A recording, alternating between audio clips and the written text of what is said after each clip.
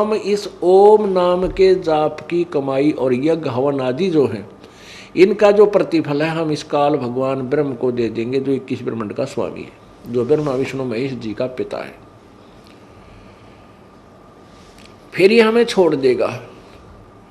फिर हम चलेंगे आगे को परब्रह्म यानी अक्षर पुरुष के लोकों को पार करते हुए। बहुत लंबा क्षेत्र है, 7 शंख ब्रह्मांड है उसके लोक से हमें पार होकर जाना है।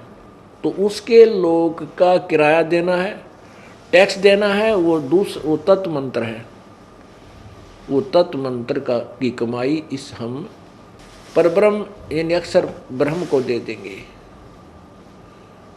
और जो सत्य शब्द है, जो सार नाम है, इसकी कमाई हमें सतलोक में स्थायी स्थान देगी। जो तत्नाम है, जो ओम तत् सत्य में जो सेकंड मंत्र है, इसकी कमाई हमारे को भंवर गुफा तक ले जाएगी। कौन सी भंवर गुफा? जो 7 संग ब्रह्मांड पार करके और सतलोक में प्रवेश कराती है, वहां तक ले जाएगी। उससे आगे हमें उस सत्य शब्द की कमाई हमारे काम आएगी। पुण्यात्माओं,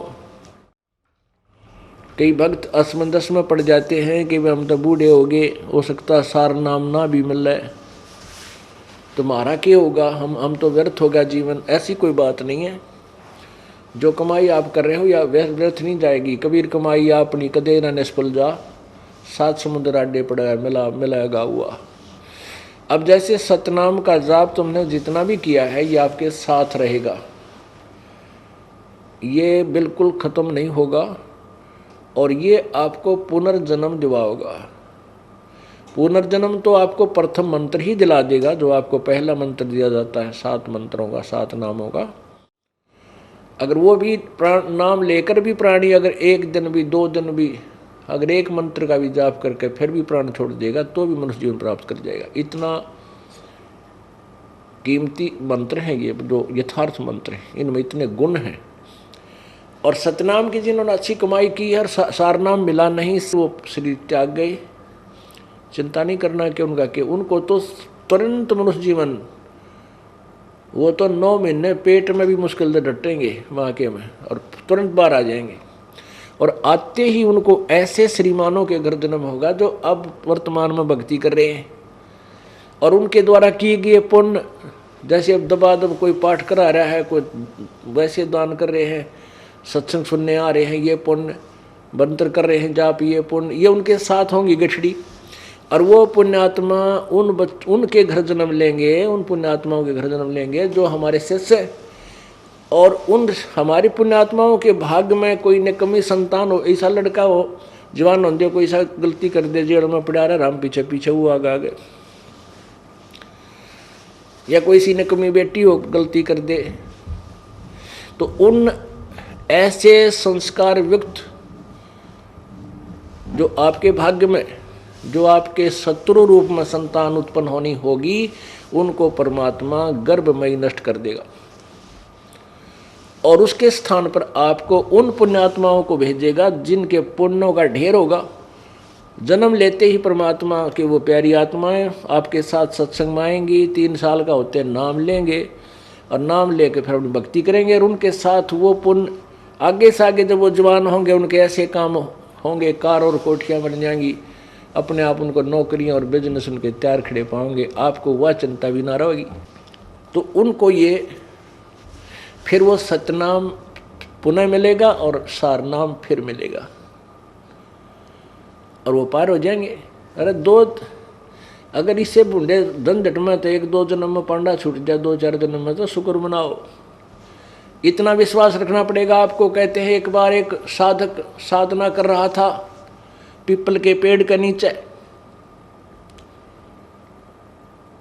और कुछ बहनें और भाई जो है भक्त जा रहे थे, कह रहे थे एक बहुत पहुंचे हुए संत हैं और भूत भविष्य की बता देते हैं, उनके पास जाते हैं सत्संग सुनने के लिए।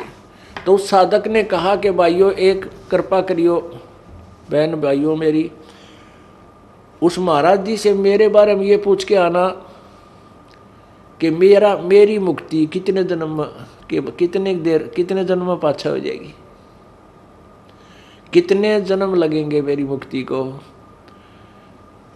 तो उन्होंने जाकर बताया तो महात्मा जी ने कहा कि उस साधक को मोक्ष प्राप्ति के लिए इतने जन्म लेने पड़ेंगे जितने पीपल का पत्ते, जिस वृक्ष के नीचे वो साधना करा उसी के पत्ते जितने हैं इतने जन्म लेने पड़ेंगे उसको, जब उसका मोक्ष होगा। अब उन बहनों और भाइयों ने रास्ता त्याग दिया, हम वहां से जाएंगे उस रास्ते से जहां पर वो साधक साधना कर रहा है, और उसको हम ये बताएंगे कि तू तेरा मोक्ष इस पीपल के पत्तों जितने जन्म ले लेगा जब होगा, कहीं उसका हार्ट अटैक ना हो जाए। इसलिए वह दूसरा साइड बदल कर दूर सी का 1 एकड़ दूरी का जान लग गए। तो साधक ने आवाज लगाई कि भगत जियो, ए बहनों सुनियो, अरे मेरी प्रश्न का उत्तर लाए क्या तुम, एक बार इधर तो आओ। तो उन्हें सोची भाई चल, हमने सोचा कि ध्यान देगा साधना में बैठा है, पर उसके तो नजर नहीं छिगवाएंगे और बतावेंगे। वो चले गए उसके पास, उन्होंने कहा कि महात्मा जी ने कुछ बताया मेरे बारे में। तो वो कहने लगे भक्त और भक्तमती के भगत जी के बतावा, हमने तो डर लग गया बताती आना। वो कहने लगा बहनों भाइयों बताओ, अवश्य बताओ, बता दो जो भी है, मुझे कोई डर नहीं है, कितना समय लगे मैंने तो काम करना है। तो उन्होंने कहा कि महाराज जी ने ये बताया है कि भाई जितने इस पीपल का पत्ते हैं ना, ये पीपल का जितने पत्ते हैं जिसके नीचे तो साधना कर रहा है, इतने जन्म लेने पड़ेंगे फिर तेरा मोक्ष होगा। तो वो तो डांस करने लग गया, भंगड़ा पा दिया, खुशी मनाई, नाचर कूदन में बोला जय हो जय हो। वो बोली रतन तो रोना चाहिए था, बेबेर बोली रतन तो रोना चाहिए था, तू आज खुशी मना रहा है। तो वो कहने लगा बहनों तुमने ना बेरा भाइयों, अरे इस झंझट का अंत तो आवेगा, कम से कम इतने पाछा आ जाएगा। अब इसका नो तो हो गया कि इसका एंड होगा, इतने दिन ना बेरा समझ इसका एंड भी होगा कि ना होगा, मैं तो डलेड हूँ था। तो पुण्यात्माओं उसने जब इतना सब्र कर लिया तो तुमने भी इतना भी करना पड़ेगा। इस जन्म में ना अगले में, अगले में ना अगले में पार हो जाओगे। अगर सच्ची लगन से अंतिम श्वास तक केवल एक ही साधना और इसी परमेश्वर में और इस दास में श्रद्धा रही, यदि बाद में तुम कई ऐसे अनाड़ी और कर्महीन इंसान होते हैं, घर में थोड़ा सा सुख हो जाता है गुरु जी को त्याग देते हैं, कहते भक्ति यही कर लेंगे हम, क्या फर्क पड़ा है। नहीं, परमात्मा कहते हैं कि मम संत मुझे जान मेरा ही स्वरूपम, मेरे संत को मेरा ही स्वरूप जानो। और उसके प्रति जो तुम्हारी प्रतिक्रिया है, अगर उससे तुम्हारा विक्षेप है तो मेरे से हो गया वो। अगर तुमने गुरु जी से किसी भी पॉइंट से विक्षेप कर लिया, किसी भी पॉइंट से आप उसे नाराज होकर दूर चले गए, तो मेरे से नाराज हो गए तुम, फिर यहाँ आ लिए तुम, यहाँ क्यों बाट देखो। तो ऐसे हमने अपनी श्रद्धा बनानी है अंतिम श्वास तक उस परमात्मा के पाने की। तो क्या होगा कि जैसे हमने परमात्मा पाना है, और परमात्मा समझो जैसे हमने एक हैंडपंप लगाना है, हैंडपंप, और हैंडपंप का उद्देश्य क्या लगाने का, जल प्राप्त करना है। जल समझो गॉड है, भगवान है, और जो हम हैंडपंप लगाने के लिए प्रतिक्रिया शुरू करेंगे वो हमारा साधना है। श्वास, उस श्वास में जो सतनाम का जाप होता है, एक श्वास अंदर जावे, उस श्वास जो बाहर आवे, श्वास उस श्वास के सिमरन समझो बोकी। नलका लाते समय जो प्रयत्न होता है, बोकी मारा करें नीचे जमीन में, और उसकी मिट्टी काट के बाहर डाल दे, फिर मंड जाए, तो उसको, और साथ के साथ एक पाइप लोअर करते हैं, लोअरिंग करते रहते हैं, पाइप को नीचे साथ ले जाते हैं। तो ये प्रयत्न तो समझो सतनाम के मंत्र आप बोकी मारन लाग रहे हो, सतनाम का जाप जो दूसरे मंत्र का है, और ये बोकी आपने लगाते रहना है जब तक के जल प्राप्त ना हो ले, जल के आखिरी जल में इस पाइप का आखिरी छोर ना पहुंच जाए। ये मान लीजिए हैंडपंप लगाना प्रारंभ कर दिया और चल रहे हो, मालिक पूछता है कि भाई हैंडपंप लाने वालों कि मैं बड़ी बात लागी बात लवाए, तो मिस्त्री कहता कि नहीं अभी ठीक ठिकाना नहीं आया है। और वो मालिक कहता है अरे बांध दो मशीन, लगा दो मशीन, ऊपर वाले क्यों देर कर रहे हो, तो वो नहीं लगाएगा। मिस्त्री हैंडपंप लगाने वाला जो मैकेनिक है वो परिचित है कि जब तक जल तक एंड नहीं पहुंच लेगा पाइप का, और तब तक इसे ऊपर वाले जो सिस्टम का पंप का लगाने का कोई यूज़ नहीं। जो हाथ से चलाते हैं ना, ऊपर एक नारी होती है उसको मशीन बोलते हैं, यंत्र। चाहे वो जो लगवाने वाला मालिक है वो कहता रहे कि भाई तुमने देर कर दी, लगा दो ने मशीन ऊपर वाली, तो वो नहीं लगाएगा। वो तभी लगाएगा जब उसको पक्का हो जाएगा कि अब जल प्राप्त होगा। अब मान लीजिए वो हैंडपंप की प्रोसीजर में बोकी लगाने में रात होगी, तो वो छोड़ देंगे वहीं पर, उसको सवेरे फिर वहीं से प्रारंभ कर देंगे। तो जितना प्रयत्न किया वो व्यर्थ नहीं गया उनका। अब समझ लीजिए आपने सतनाम, आपको सतनाम प्राप्त हो गया और सारनाम मिला नहीं, आपकी मृत्यु होगी, तो वो तो एक रात होगी, क्योंकि आप जिस उद्देश्य पर लगे हुए थे वो सवेरे याद रहेगा। अंतिम श्वास तक जिसका हम समन जाप करते रहेंगे पुनर्जन्म होगा, और वो अवश्य वो प्रोसीजर वो क्रिया वहीं से प्रारंभ, वहीं से फिर भक्ति योग प्रारंभ हो जाएगा आपका, और फिर आपको सारनाम मिलेगा। तो अगले दिन जब उसने यानी नेक्स्ट जीवन में भी आपका वो पानी तक पहुंच गई वो पाइप, तो ऊपर मशीन लगाई जाती है और वो मशीन लगा कर के फिर ऐसे हाथ से चलाते हैं, फिर जल प्राप्त हो जाता है, वो जल निकलना आरंभ हो जाता है। तो ये है जल प्राप्त करने का प्रोसीजर, विधि। हैंडपंप लगाया, वो सतनाम समझो, नीचे वाली पाइप नीचे जमीन में ठोकी, पहुंचाई जल तक, वो तो है सतनाम का काम। और जो सारनाम यानी सारनाम का काम क्या है कि वो परमात्मा प्राप्त करावेगा। वो मशीन समझ लो हैंडपंप की, वो मंत्र है, वो यंत्र है ऊपर का हैंडपंप का। तो यदि आपको ये सतनाम के जाप करते रहे और बीच में अरुचि होगी गुरुदेव में, भगवान में, आप कहीं और चले गए, छोड़ दिया, त्याग दिया, तो फिर आपका काम सारा व्यर्थ हो गया। आपको फिर आगे ये प्रोसीजर ना जाने कौन से युग में मिलेगा, इस युग में नहीं मिलेगा, इस अगले जन्म में नहीं मिलेगा, जन्म मनुष्य का अवश्य हो जाएगा यदि गुरुद्रोही नहीं हुए। गुरुद्रोही हो गए, गुरुद्रोही का अर्थ होता है गुरु को त्याग देना ही गुरुद्रोही होता है। तो उस स्थिति में आपको आगे मनुष्य जन्म भी नहीं मिलेगा काफ़ी वर्षों तक, और आपका जितना ये साधना है इसको फूंक देगा परमात्मा, समाप्त कर देगा।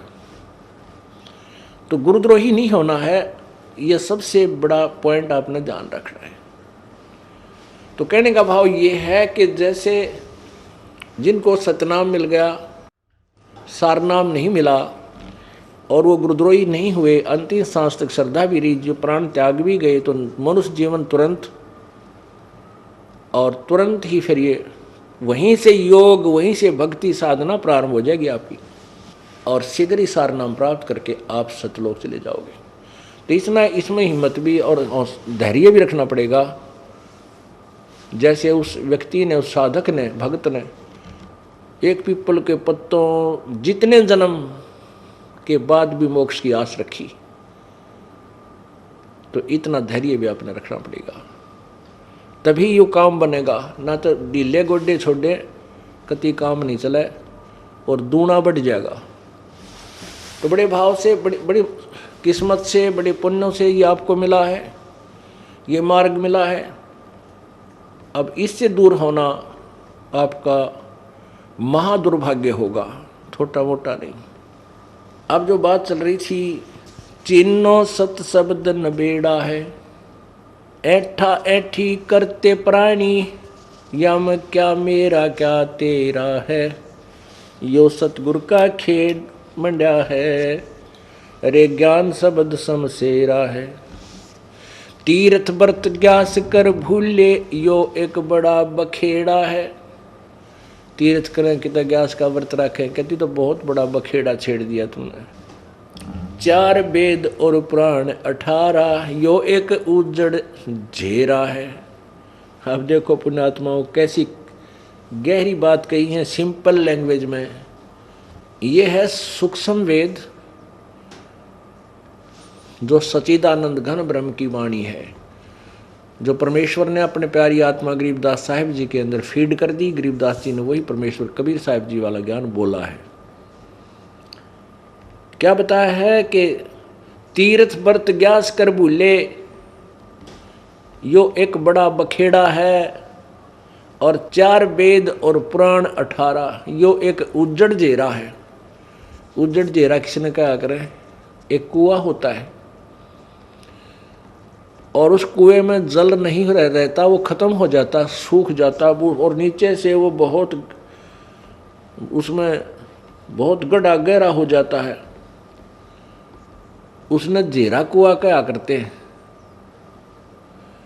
उजड़ जेरा जो उजाड़ में हो कि तक बाहर दूर खेता में जहाँ कोई भी ना जाता हो, उसमें जल नहीं होता,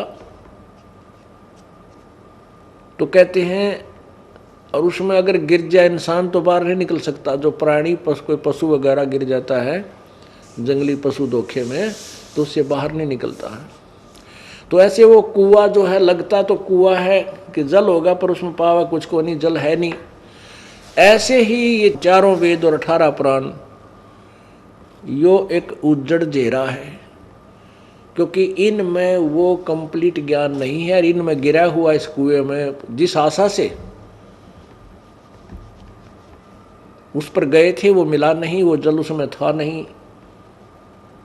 तो इस प्रकार कहते हैं ये पुराण 18 और 4 वेद, ये एक उजड़ जेरा है। लगता तो है इनसे भगवान मिलेगा, लेकिन उस परमात्मा प्राप्ति, पूर्ण परमात्मा मोक्ष का मार्ग नहीं है।